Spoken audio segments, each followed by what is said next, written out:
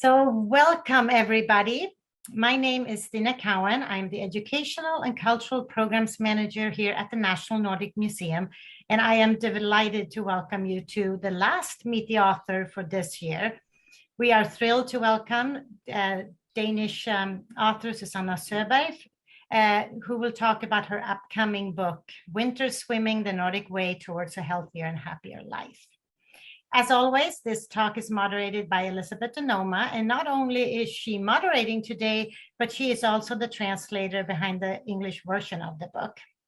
And I also know that she has been inspired to start winter swimming herself. As I mentioned, this is the last Meet the Author for 2021, and we hope you join us again in January when we welcome Norwegian author Torvald Steen, who will talk about his book, The White Bathing Hut. At the end of today's talk, we will leave room for questions, and we ask that you post your questions in the Q&A function on your screen, and please write them as you think of them, and we'll get to as many of them as possible. And now I want to hand this over to Dr. Elizabeth DeNoma, founder and editorial director of DeNoma Literary Services. Elizabeth is an invaluable partner to the museum in this series. Her great expertise in international literature and Scandinavian literature especially has allowed us to host the most current and interesting authors and translators in this series. We could not do this without you, Elizabeth. So please take it from here. Thank you so much, Stina. Before we start our conversation with Dr. Susanna Søberg, I'd like to acknowledge on behalf of the National Nordic Museum that we are on the traditional land of the Coast Salish peoples, and to acknowledge also the impact of colonialism on all Indigenous peoples. We honor with gratitude the land and the tribes. The Nordic Museum celebrates Indigenous communities in the Nordic countries and North America through its exhibits, programs, and collections, and cultivates respectful relationships with each other through these partnerships. Thank you. So today we have a real treat. Author Dr. Susanna Søberg will be speaking with us about her research into winter swimming, Nordic traditions, and the many health and other benefits that arise from plunging yourself year-round into the open water. Dr. Søberg holds a doctorate in basic metabolic research. As a master's student, research assistant, and PhD candidate, she designed, planned, and conducted clinical studies. Winter Swimming: The Nordic Way Toward a Healthier and Happier Life is her first book. We're among the first English language audience to get to talk to her about the book, which is going to be published sometime in 2022. I should echo Stina's comment that I had the privilege of translating this book from Danish into English, and it absolutely transformed the way that I thought about getting into the water and my understanding of how and why a person would do something like that. I know that many of you will have questions for Susanna. A number of people have already sent me questions for her. Just to reiterate what Stina said, please put them in the Q&A ahead of or as you think of them, and we will try to get to all of them at the roughly 20 minutes that we have at the end of this hour. I will sort them and ask the most common questions first, but please do bear with me if I don't get to everyone's questions or if we run out of time. So without any further ado, welcome Susanna from Seattle and from the National Nordic Museum, where the water temperature is right about 52 degrees Fahrenheit, 11 degrees Celsius. Where do we find you today? Hi, Elizabeth, and thank you for having me here today. I have looking so much forward to this, and I am great, thank you. And I can tell you that in Denmark, the water temperature is around 9 degrees now, between 6 and 9. So it's really getting cold, the water. So yeah. Nice. Have you been? I was in yesterday out at the Golden Gardens here in Seattle. Have you been in the last couple of days? Yes, I was actually in today because the sun was really out, and I just thought, okay, maybe I should just go and have a quick swim before I had to go to a birthday, and you can really do it like in between something. It doesn't have to take long, so I just had a quick jump in the water. Wonderful. Nice. Yes. Okay, so before we get to your individual experience and your research, would you tell us a little bit about, so the book is called Winter Swimming: The Nordic Way Toward a Happier and Healthier Life. Can you give us some of the history of cold water immersion, like what that looked like in the countries that you're familiar with in the Nordic region? Yeah, so there is actually evidence going back, way back to Hippocrates, who where we can see that people actually went into the cold water, and they also had this experience that this actually was benefiting their health in some way. Of course, they didn't know how or why or anything, but they could definitely feel that something happens physiologically and probably also mentally. So it was like already then they had this experience that this is something that is good for you. Going into cold water was actually benefiting them in different ways. But then also in the 18th century, we did also see some evidence actually in the literature. Now we have something dated already back then, and we can see that there was this doctor called Thomas Jefferson who took a cold foot baths. What is it called? Foot baths? Yeah. And he did that every day, and he also had this experience that this was actually something that was helping him in some various ways. But he did this every day, and he had this saying that I have to take my cold foot bath every day because it keeps me healthy in some way. And that is actually quite interesting, because if we jump from then to now, taking cold foot bath is actually something you can do to activate something we call the brown fat. But we'll get back to that. Mm-hmm. So, but there's a hundreds of years now connecting this cold water health experience that we can maybe get closer on in these days, because more research is getting into this. But then in the 1790, there was actually this doctor called James Curry, who was very interested in cold water and what happened when you go into cold water if you are sick. So he thought about cold water as a cure against fever. And he started being interested in this because he had heard about this story from William, let me see, his name was William Thompson, I think it was. Yeah, William Thompson, who had an experience that he was on a ship on his way to Jamaica, and then he had this fever, and he took the cold water. He told some sailor to give him a bucket of cold water over him, just because he had this idea that this might help him. So he took the cold water, and then after that he experienced that his fever went away and his headache, and he felt much better for at least a few hours. And based on that, James Curry, he started doing his research on cold water and the benefits of that, and how that could actually cure fever. And he did get very famous for this research, but eventually, as time went, we did find out that it was not curing the fever. It was just giving, you can say, decreasing your immune defense a bit, so you will have a less a lower fever, because the body will experience that you have this, you can say, yeah, what do you say, a lower immune system for some time, and then it will increase again. But it didn't really help on the fever. So yeah, but then time went by, and when we then come to I think it was we are in the 1800s. Yeah, then people started in Germany and Denmark and Norway, telling people from the state told people to go swimming if they were feeling sick, and also to keep them healthy, because it's just for washing yourself and keeping yourself healthy and clean. So that was what they told them to do. And also that's how it all started, really.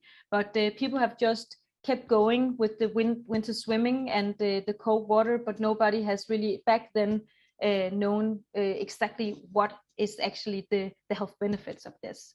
So then we have to jump really further up in history where we have the first scientific studies showing that it can actually do something good for your immune system or your metabolism. Metabolism is quite new, but immune system goes back to the 70s, 60s. So yeah.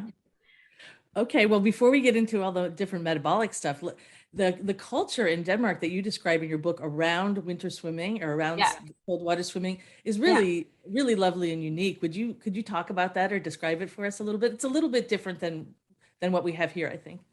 Okay, well, so in Denmark we have a very, very large winter swimming culture, and here it is. It's very old actually. So since the 60s, 70s, they started winter swimming, and we do it naked. Not as much now, but we did back then. Then everybody was naked.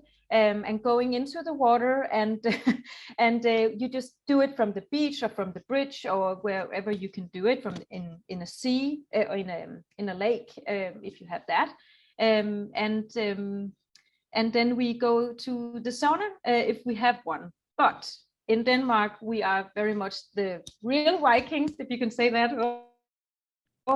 I hope people won't get mad at me, but in Denmark we usually just winter swim without the sauna.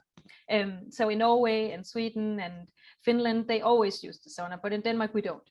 So and it's quite new that we are starting doing that. So it's just going into the water, and yeah, some people do it naked, and some people actually wear a swimsuit, but a lot of the older generation do it naked. So yeah, and you have pretty much. Yeah. And you have the one thing that I was very envious of was these swimming clubs that you described. Would you talk about those for a little bit for us? Yeah, so we have these small clubs, and we have had that for many years, like it's 30 years, the first ones actually started. And the clubs are, they're really unique. So if you can join a club and you are lucky enough to get through the waiting list, then you will join a community which is so unique. You would not experience this in any other clubs. I would say I have been to many sports clubs, but in a winter swimming club, you will just have this very free of mind thinking and sitting there with people on the bridge or standing there and cheering for people jumping into the water and getting up again, and you are only wearing a swimsuit or maybe nothing. It's just a very free way of being together, and it's quite fun that we have now found out that this community is actually super healthy for your mind and for your social experience, because back then in the old days in Denmark, people went winter swimming because it was very social, but we didn't really talk about it. It was not something that we told young people to come and join the club, because it's actually very social, it's very fun, and it's just and it doesn't matter who you are.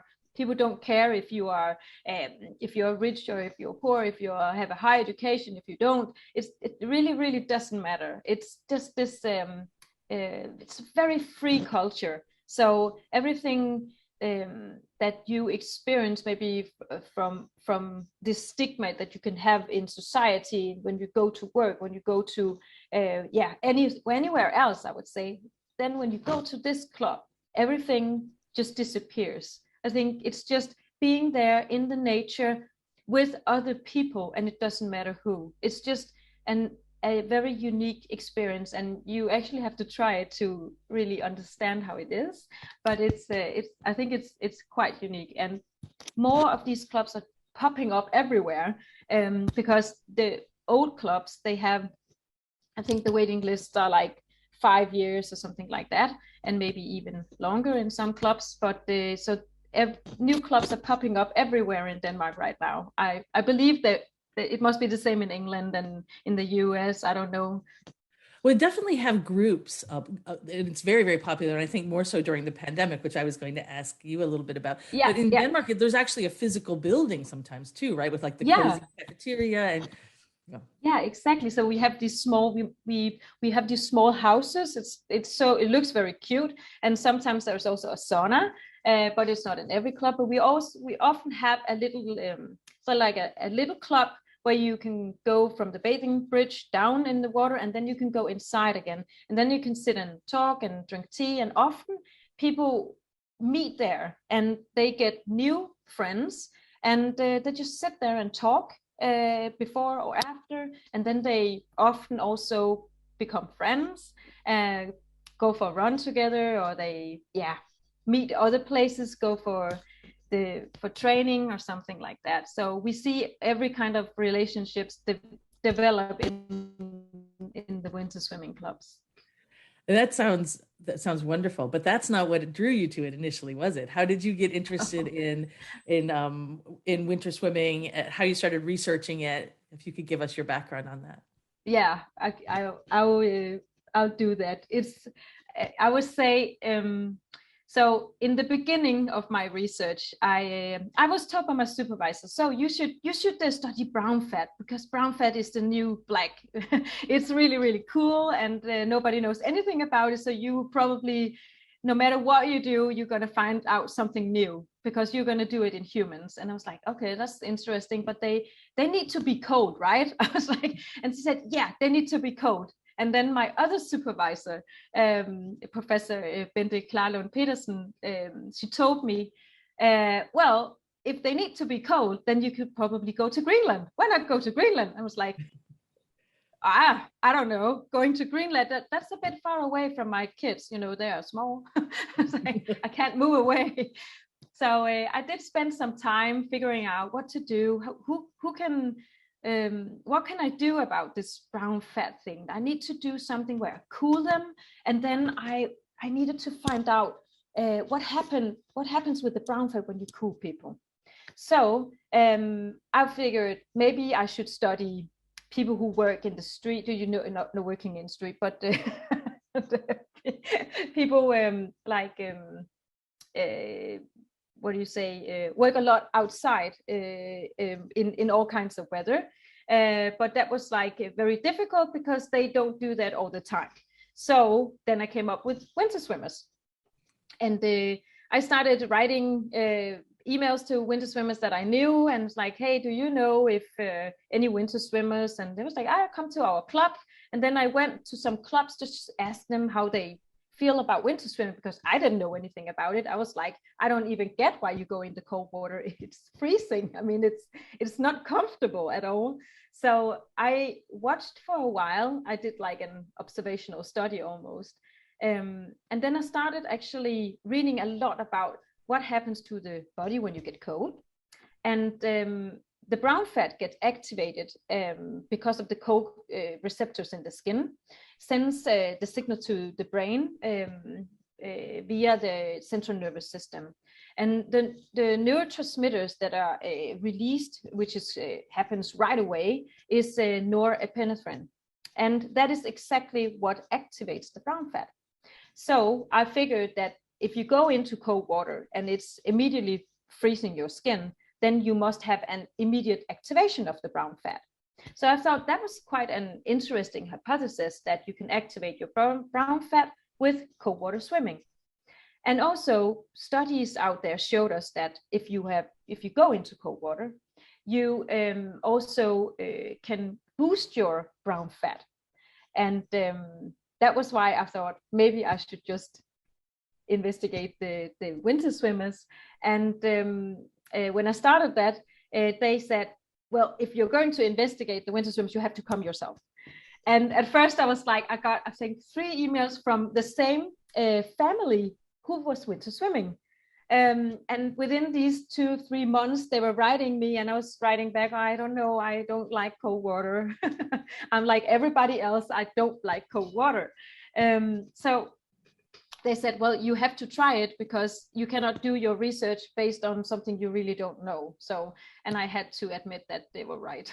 So I started winter swimming with this family. I did go 2 times, I think it was.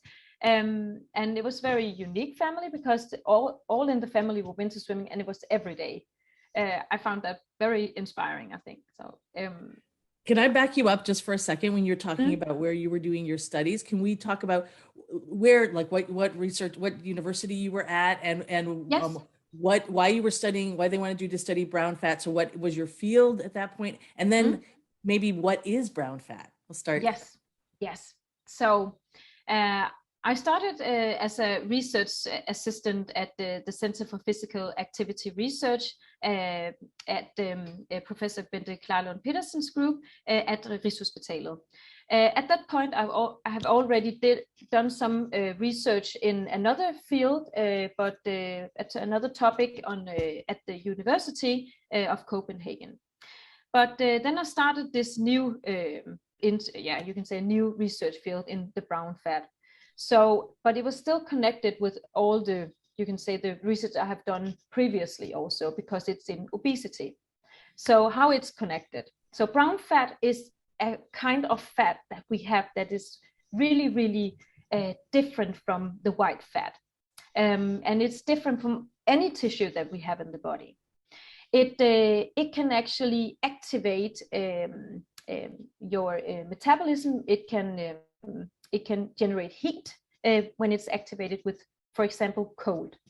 And when it's activated with cold, it can increase our energy expenditure, and it uses sugar and fat from the bloodstream when it's activated. So imagine that you get cold on your feet or on your skin somehow, or go in the cold water. So I just talked to you about how the neurotransmitters get into your blood system from activating your neurons in your skin.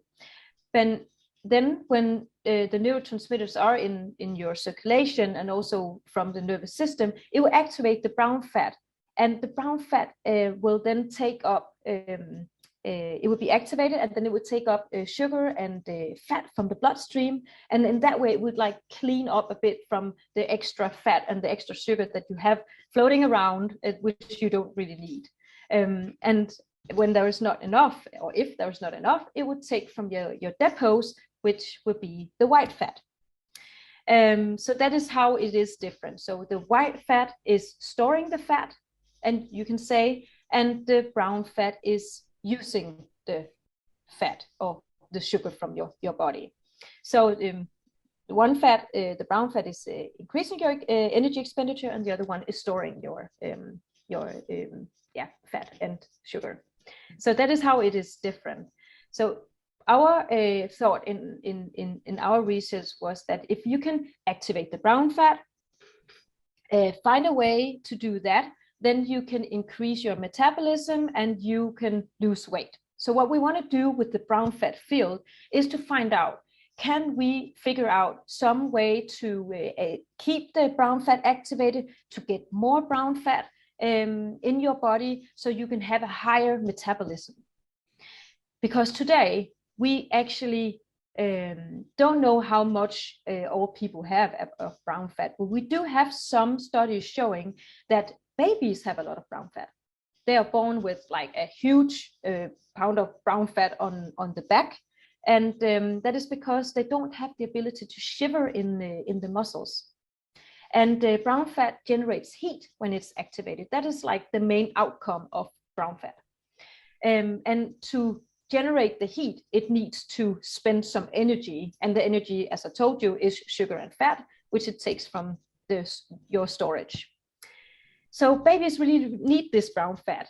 And back in the days when, I think it was in the 1920s or 30s, they found out that babies have this brown fat. But in the 1970s, they saw these PET-CT scannings of people who were scanned for cancer and other diseases. And they saw that there was this weird looking tissue up under the clavicular bones and down the spine. And it lightened up when they were put in the scanner. And they figured that, oh, that is weird. That's some kind of new weird tissue that we don't know what it is. But then some researchers said, well, it must be the brown fat, because that is actually where we have seen it in babies. So that is very interesting. Why do adults have brown fat still? when they actually when they have the ability to shiver in the muscles and they can generate heat from that. And that was when they asked, do we have brown fat for other reasons than just to keep ourselves warm? So that is why we started this studies in brown fat, and also to figure out, can we gain more brown fat because it actually is healthy fat? That's really fascinating. But before we talk about what you found out, let's go back to like when you started doing your studies. So how did you begin, and what did you think the first couple of times, and what were your subjects' responses like? Yeah. So so my first initial thoughts about the brown fat or the winter swimming? Well, you took up winter swimming to investigate the brown fat, right? So Yes. you were trying to find out, it sounds like you were trying to find out whether this exposure to cold was activating brown fat. Yeah. And so you set up a study were you using new swimmers or seasoned swimmers? Okay. Yeah. So I was thinking that if I wanted to, so there was some literature showing that if you expose yourself to cold in some way, sitting in an open window for 30 minutes every day for 20 days, then we have seen that people increase the amount of brown fat that they have. And that is quite fascinating, because then you can actually, you can help your body get more healthy if you just expose yourself to cold. There was also a study showing that if you sleep in a cold room for I think it was 19 degrees for a month, then they increased the amount of brown fat. When the month after slept at 24 degrees and then 29 degrees, they saw that the amount of brown fat was decreasing again. So it was definitely the cold and not the warm that increased the amount of brown fat. And we really want more brown fat because it's healthy. So I was thinking, okay, that is interesting. So if you expose yourself to cold all the time, like winter swimmers, then they must have more brown fat. And I looked into the literature. Do we have some winter swimming studies showing anything about metabolism? And I found one study, which was this randomized controlled trial in middle-aged men and women. It was where they have measured insulin levels and blood pressure, I think it was, yeah. And they found that upon one winter swimming season, which was 4 months in this study, they found that they increased their insulin sensitivity just because they were winter swimming for 4 months, compared to the control group, of course. And also they found that the blood pressure was lower after the season. And I found that very fascinating, because we also know from studies in mice, but also in some human studies, that if you activate your brown fat, you will have you will use your sugar in the body, and you will have an increased insulin sensitivity. So I was like, maybe I can connect the dots a bit with winter swimming. Maybe that was my hypothesis, that if people have been winter swimming for a long time, maybe they have a better metabolism in some way. Maybe they have a better insulin sensitivity, maybe they have more brown fat or a better activity in the brown fat. So I thought I'd better start with a study where I have winter swimmers who were already very adapted to the cold. So I took in trained winter swimmers who have been swimming more than 2 seasons, and going into the water 3 times per week, 2 to 3 times per week, and also went in the water more than just 1 time. And I, fortunately, which it wasn't really planned that way, but I figured it was a good idea, but they all told me when I was recruiting that they also used the sauna. And that was like, well, actually, I did this pre-screening before I did my protocol, or wrote my protocol, because I wanted to figure out what is actually winter swimming in Denmark. How do they do it today? And most of them, 7 out of 8 of the subjects who were trained winter swimmers went to the sauna. So that is why I took the trained winter swimmers into this first study, where we have 8 winter swimmers measured up against 8 control subjects who were very equally matched, these 2 groups. They were matched on age, gender, because they were all men. Also, they were matched on fitness level and on BMI, of course. So they were very similar in these 2 groups, as good as it can get. Of course, it's not a randomized control trial, but it was as good as we could get it, actually. So we did do it very thoroughly, we think, at least. And in that way, we could compare the 2 groups and see if they have a different kind of activation in the brown fat or more of it, and how is the metabolism. So yeah, that's why I started with trained winter swimmers. Okay, and so can we ask what were the results that you found? Yes, you can, because my publication just came out a few weeks ago. Hooray! It took almost 3 years to collect the data, write the protocol from actually having all the data, and it took 4 years to actually get this out. So I'm very, very pleased that it was published here 3 weeks ago, I think it was. And the study showed that the winter swimmers actually had a different kind of activation in the brown fat. So when we compared the 2 groups during cold exposure, we saw that they had equally as much brown fat in the 2 groups when we measured with the glucose tracer and PET-CT scannings. And that is a very golden standard way of measuring brown fat activity in humans. And that is because we can visually see the brown fat on the screen. Also, we know that brown fat takes up glucose as the main fuel when it's activated. So when we measure this, we inject this glucose tracer into a vein, and then it will go to the activated tissue in the body. And if I cool them, which I did in the lab with these cooling mats before they went into the scanner, and then we could see that there was actually equally as much in the 2 groups. Interestingly, we saw that during room temperature, which was our control day, we saw that the winter swimmers didn't have any activated brown fat at all, but the control group did have activation during room temperature. At first we were like, that was an odd finding. We didn't expect that at all. And we couldn't figure it out at first what it actually meant. But then we also analyzed all our other data, and at the end, it all makes sense, you can say. We think it makes sense, at least. Because we saw that the winter swimmers had a higher skin temperature, but we also saw that they had a lower core temperature, which they get also from going into the sauna. That we know already from the literature, that if you go to the sauna regularly, you will lower your core temperature and you will increase your skin temperature.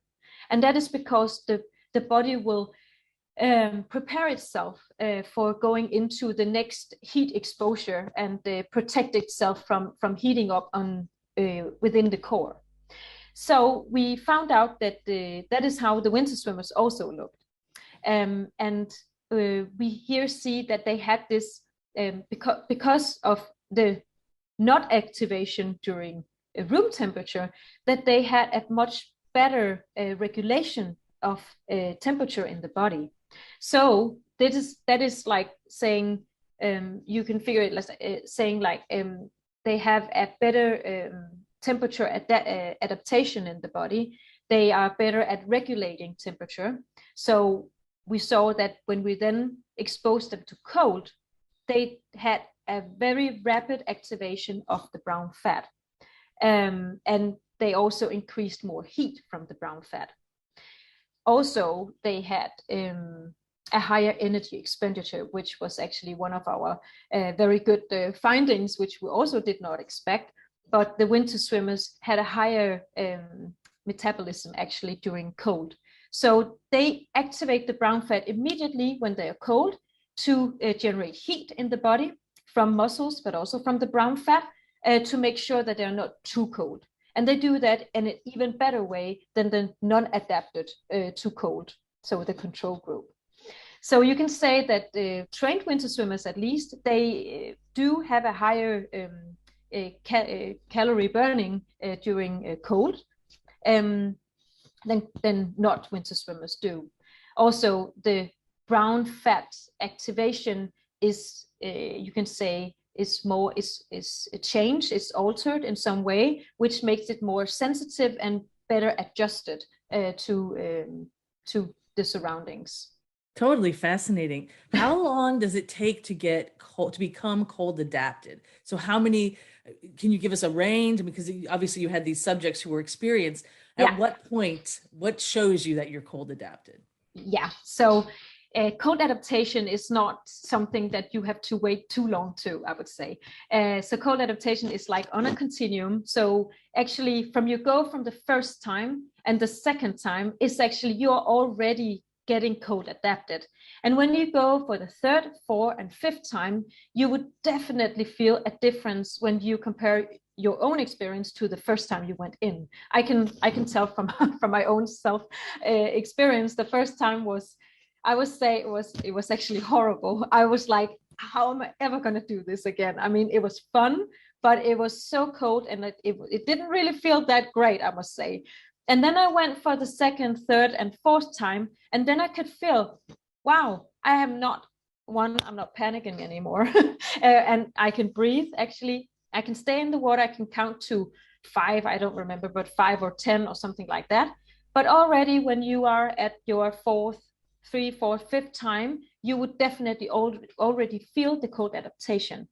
So it's pretty early, actually. And when you then get through your first winter swimming season, your body is so adapted to cold and it's so intelligent that when you get to the next season, the year after, if you're not a year-round year-round swimmer, then you don't be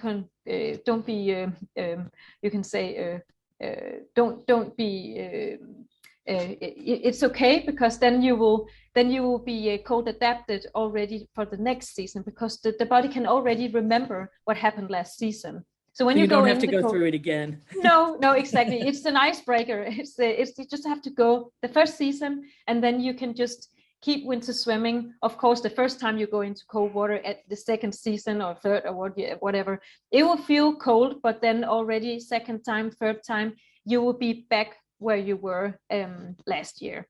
So cold adaptation is going really quick because the body needs to protect you from not dying. So that is that is the main reason. Yeah.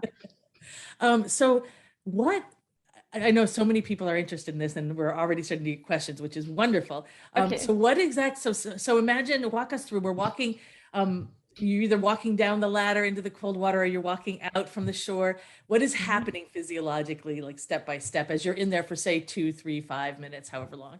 Okay. Well, so as soon as you step into the water, your toe touches the water, the cold receptors will already in the skin sense that you're getting cold. And before you do that, you will, if you're a new winter swimmer, you will already have a bit of a higher respiration because you are a bit worried what is gonna happen now. But as soon as you touch the water, you will actually activate these neurotransmitters in the body, noradrenaline and dopamine and norepinephrine, it will activate your fight and flight system in your body, because that is the body telling you now something really dangerous is happening. And cold water is dangerous if you are not cautious about it. But of course, we are winter swimmers, and we have a ladder and we know what we're doing. It's not an accident that we're going into the water. So we just need to teach the body that we are in control. We know what we're doing. So as soon as you go into water, you activate your cold shock response, and you will hyperventilate. It's a reflex. And then you will have your activation of the central nervous system, and that will actually fight a bit your parasympathetic activation of your central nervous system as well. So one system wants the heart to beat fast, and the other system wants it to slow down, because that is your diving response. So, and that is only in humans actually, and that we experience this. So when we go into water, immerse yourself in water, not in the cold shower, it won't work. It's only if you immerse the body into cold water that you will have activations of both systems. In the literature, we found that when you do that, you don't actually have a higher pulse, and you don't have a higher blood pressure because you go into cold water, because the two systems will actually equal out a bit each other, because one is trying to raise the heart and the other one is like trying to stabilize it.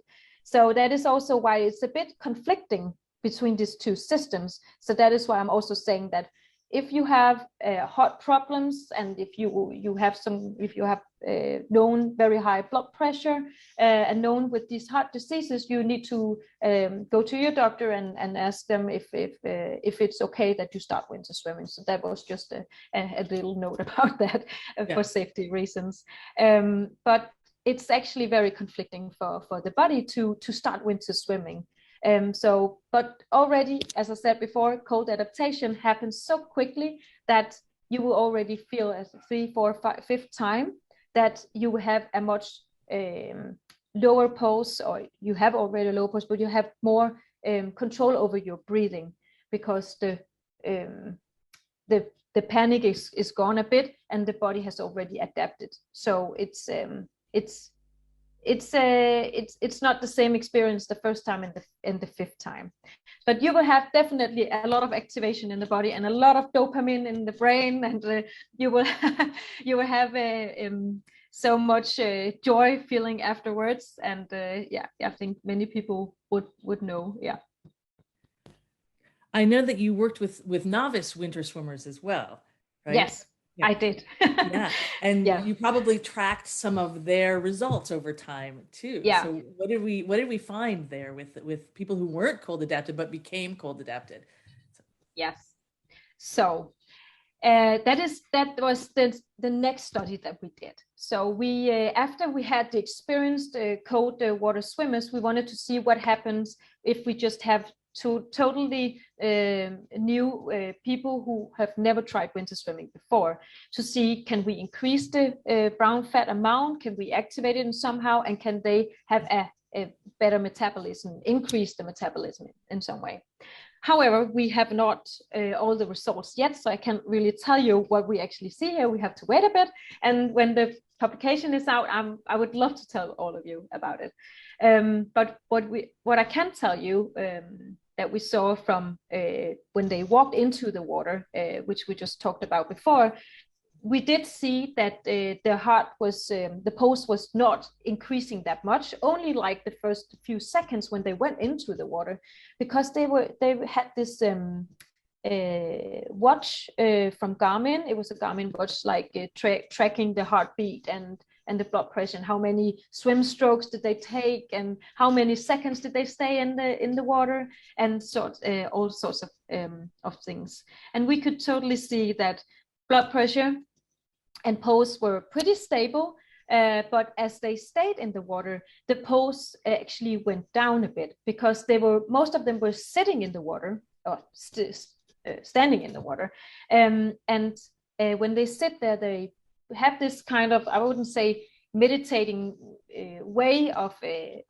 breathing, but they try to cope with the cold by breathing slowly in and slowly out, and that actually decreased the pulse, which was good for them, because then they could stay in the water a longer time.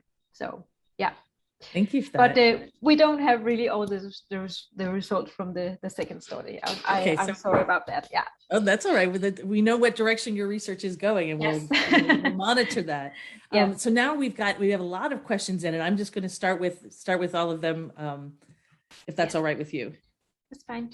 So how long do you need to stay in the water for maximum benefits? What's the range that's ideal? Okay. So for maximum benefits, so when you go into cold water, a lot of things will happen. So I can't really, it needs to be a little bit more specific than that, but I can talk about some of the things that I know about. And then there are things that I really don't know about yet, or anybody knows about. So if you go into water, the cold water, and you are able, I wouldn't say you have to, but if you are able to stay there for 2 minutes, up to 2 minutes, that will be really good, because that has shown that you can, that you will be able to increase your metabolism, which I have shown in my studies. My winter swimmers, who were also using the sauna, stayed in the water. I think it was 11 minutes per week, and they went in meantime, you can say 11 minutes in total per week. But every time they went, they were in the water for up to 1-2 minutes at a time. But then they went to the sauna, and then they went down the water again. So you don't need to stay in the water for 4-5 minutes or 10 minutes or 15 minutes. I've heard people do that as well. You don't have to do that, because you can just go up a bit, maybe go even to the sauna if you are lucky enough to have one, or have access to one, or you can just go up and just, sorry, but some people do this, and I think it's very cool, that they go up and do jumping jacks, and then they go down the water again. And that is just to increase your metabolism a bit on the bridge, and then you can go down again. You don't have to stay in the water for that long to increase your metabolism, and also to lower your blood pressure after a season of winter swimming. Also, you boost your immune system, and for that you also don't need to stay in the water for more than 30 seconds or 1 minute, 2 minutes. So I would say stay in the water as long as you feel it's right for you.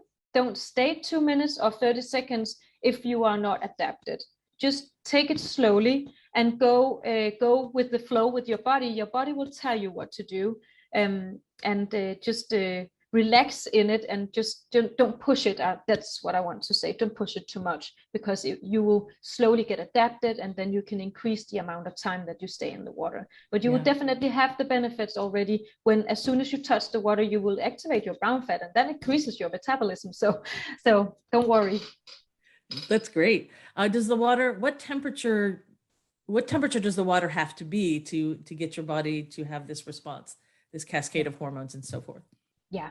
So by definition, we say that cold water is water from 15 degrees Celsius and below. So actually, I think that's quite warm. Yeah, but actually it's quite cold for the body, because your skin temperature is much higher. So as soon as the cold receptors in the skin sense that you are just changing the temperature around the body, then you would actually activate your central nervous system. And that already activates your brown fat and all your hormones in the body, all the dopamine and the endorphins and stuff like that. So you will have that as soon as you are in the water from I guess probably September, October, and all the way, at least in Denmark, until end of April, I would say. That is the cold months. So yeah. And for those of us who are on Fahrenheit, that's about 59 degrees and under. Yeah, that's what it said. Yeah, thank you. No problem. Do you still get benefits if you wear a wetsuit? A full body wetsuit? It's not specified. It's not specified.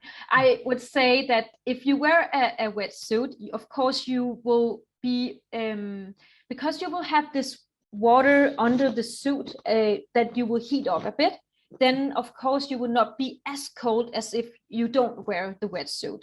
And you can stay longer in the water then, I guess, then at the end, it will add up, and it will also be healthy for you. So if you are a real winter swimmer where you swim maybe longer distances, then wear a wetsuit, because then you will have the cold exposure anyways. But if you are just dipping, I mean, then I guess you don't have to wear a wetsuit, but you will have benefits even though, I think, yeah. Okay, so it's all good for you. Yes, I would say. Okay. Is there any advantage to having more brown fat for higher temperatures? Can it help cool the body? You touched on this a little bit about temperature regulation, I said. Yeah. I think, can it help cool the body too? Can you repeat it? Sure. Is there an advantage to having more brown fat for higher temperatures? So for higher temperatures, we haven't tested if you will increase your amount of brown fat if you go into warm water. Is that what you're No, I think saying? it means, like, I think it's touching on what you touched on earlier, is that the people that cold exposure and having more brown fat helps with temperature regulation in general. Oh yeah, it definitely does. Also for the higher temperature. So if you have more brown fat, then you will have a better regulation and a better temperature regulation in the body, just frankly. Yeah. Great. If you lower your core temperature, does it mean you can stay in the cold water longer, or will it be harder? If you have a lower core temperature? Yeah. Well, lower core temperature, like so winter swimmers who also uses the sauna have a lower core temperature, but then they have a higher skin temperature, but they are adapted. So actually that they can stay longer in the water because they have made this, you can say, a protection system in the body where it increases the skin temperature as soon as you go in. The cold receptors will make sure to increase the norepinephrine in the body, and that will increase the vasoconstriction of the vessels to the skin. So almost actually blocking the bloodstream to the skin, which makes it almost numb, of course, but also then they will lose the less heat from the body. So it's a way of protecting themselves in a way. But also then when you go to the sauna, you have the opposite thing happening. So then it will very fast opening up again because it wants to, the warm receptors will feel that it's warm, and then it will open up the vessels again, heating up the body. And then that's why if you have a lower core temperature as a winter swimmer, you will not be it will not mean that you will not be able to stay longer in the water. It just means that you have a different way of regulating the temperature, and you can stay longer in the water because you are adapted. Yeah. There's another question about this, just about the sauna. So are there more benefits if you add saunas to your winter swimming routine? And you've just sort of touched on that, but I want to explicitly ask you. Yeah, so we don't have a study where we only used winter swimmers who didn't use the sauna. So I can't say that that it's better using the combination of sauna and winter swimming compared to only winter swimming, because I haven't done that study. But I can say the combination definitely shows that you have health benefits when you combine it. But I can say that when we look at only cold exposure studies, we can see that you will get these benefits as well. But I think the sauna and the combination of heat and cold will increase your metabolism in your body. So I think the combination is more healthier. That is what I believe, at least. Yeah. You mentioned insulin sensitivity, and I am wondering if you know of cold water swimming, the impacts on people with type 2 diabetes is another question. Yes. So the study that I have done, the second study that I just touched upon earlier on, they have all, I recruited pre-diabetic subjects, because we actually don't know if people with diabetes will be cured from diabetes if they start winter swimming. We don't know that. But that would be very cool if people could just start winter swimming and increase the metabolism and insulin sensitivity, and then they will be a cure for diabetes. Then I guess that a lot of industry medicine, we don't have to use that anymore. But I don't believe that's going to happen. I think that winter swimming is going to boost your metabolism, and you can use it as an add-on. Even also diabetic subjects or people can use winter swimming to boost their metabolism. I think it will work the same way for all people, and it's going to be very interesting to see in our study if pre-diabetic patients actually can have a better metabolism because of winter swimming.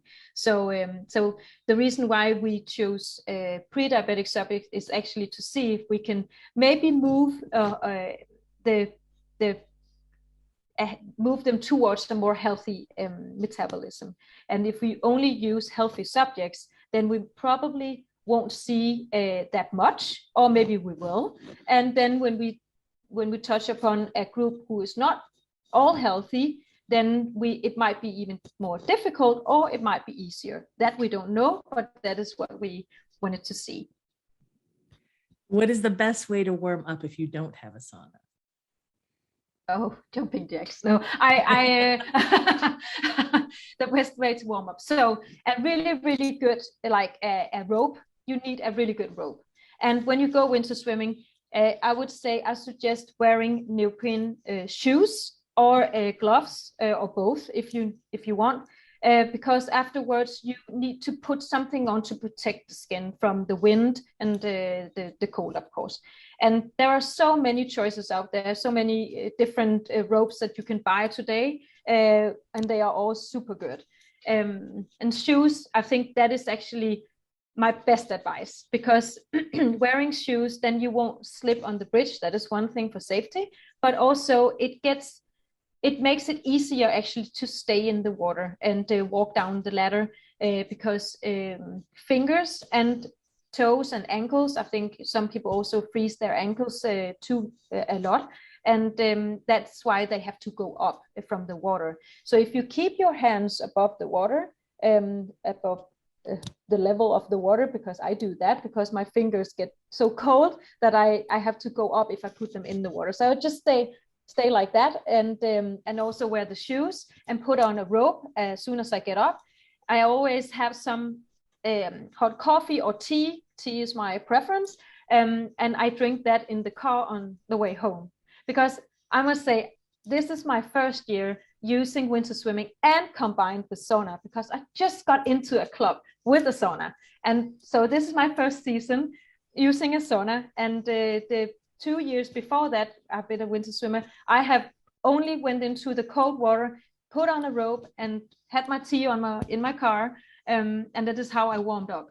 I must say, after at first maybe 5-6 times, I didn't freeze when I got home, but I had this weird experience. I thought it was weird, but I hear that many people experience this, and that is just going out to you new winter swimmers, that if you experience that you will freeze when you come home and you will actually start shivering, that is pretty normal, and it's not dangerous at all. You just take warm clothes on and or take go into the bed or something and take some tea or something like that, because it's just the body trying to heat up again. Because when you go into cold water, the warm blood will go into the center, and then when you go up again, you have cooled down the blood, which is still, of course, in your arms and legs. And then when you get heated up in your arms and legs, the blood from your center will go out in the skin again, and then it will be cooled down from your cold skin, actually. So then you will actually experience a decrease in your temperature in the body. So don't stay too long in the water, because you need to adapt slowly to cold. Yeah. Do you submerge your head? Is there a difference between submerging your head and not submerging your head? And does it matter if you're cold adapted for that?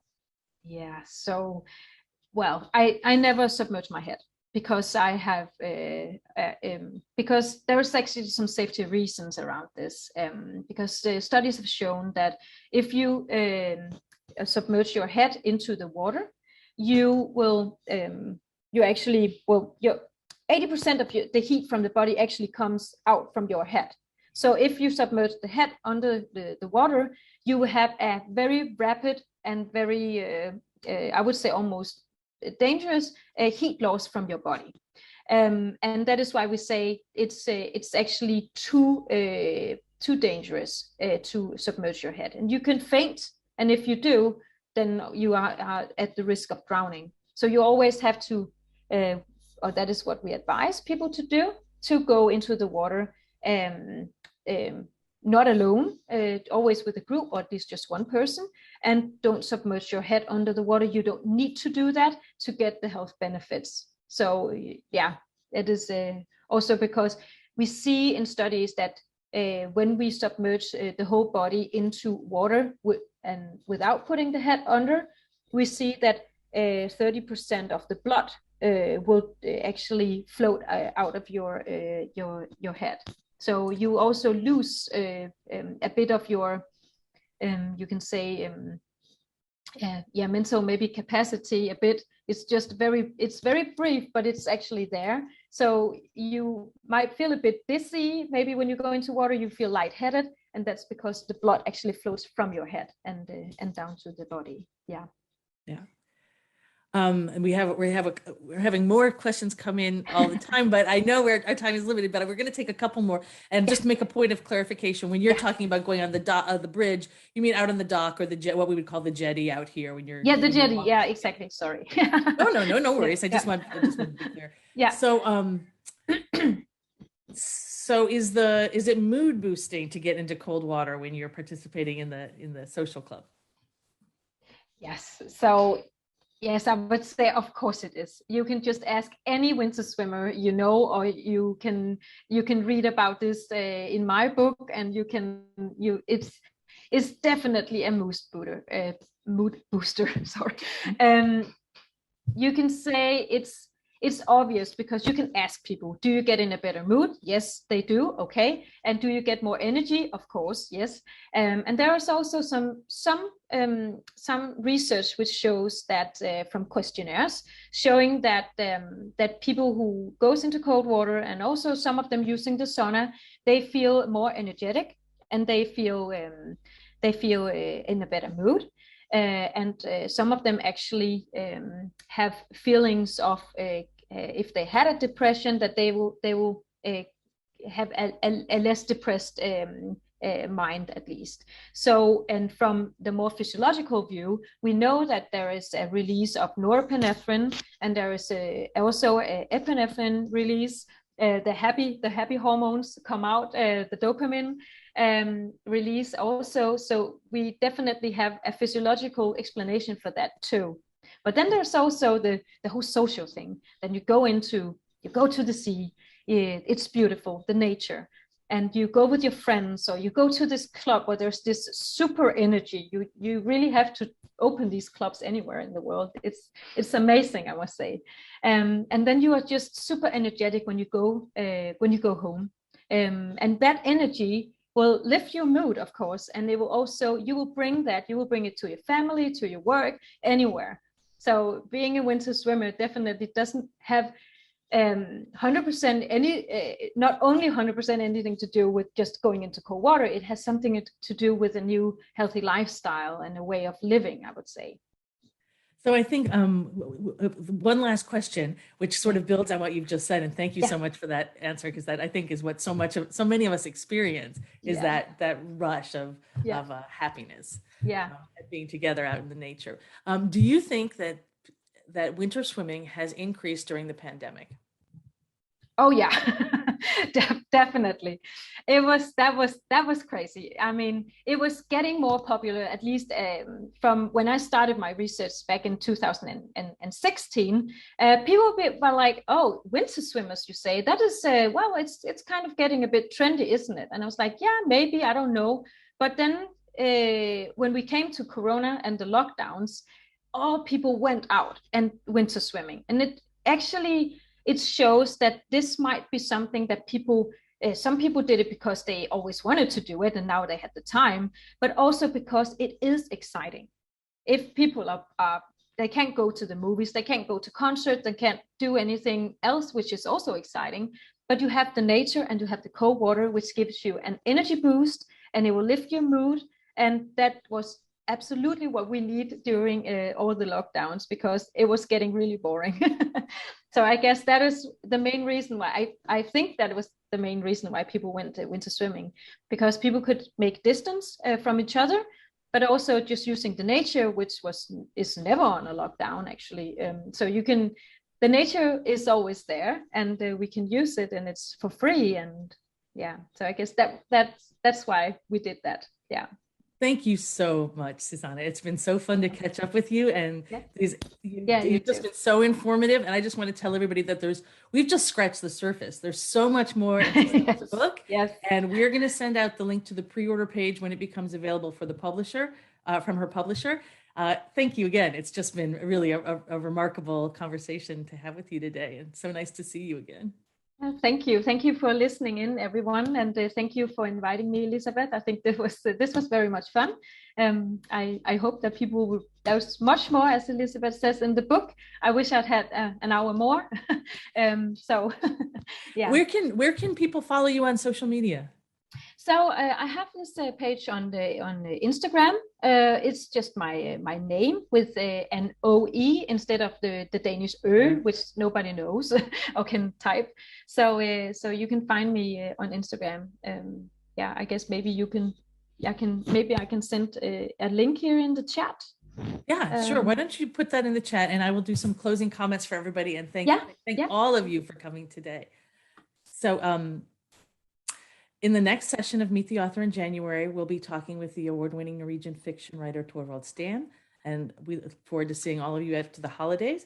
But there are also lots of things going on at the National Nordic Museum over the coming 2 months. There's a Soup and Cinema on Tuesday that I'm going to try to attend, and there's also the Julefest coming up in November 20th and 21st, and many, many, many other things. There's a knitting conference going on now, more things than I can even remember. And in closing, if you are in a position to do so, please consider making a donation to keep programs like that at the National Nordic Museum going through their website. Details available on the website, nationalnordicmuseum.org. Thank you all. Did you get your information in there, Susanna? Yeah, just okay. This is my name. You can search this on the Instagram, and I will pop up. Okay. Wonderful. Well, thank you all for coming, and we will see you out on the water. Okay. Bye-bye, everyone.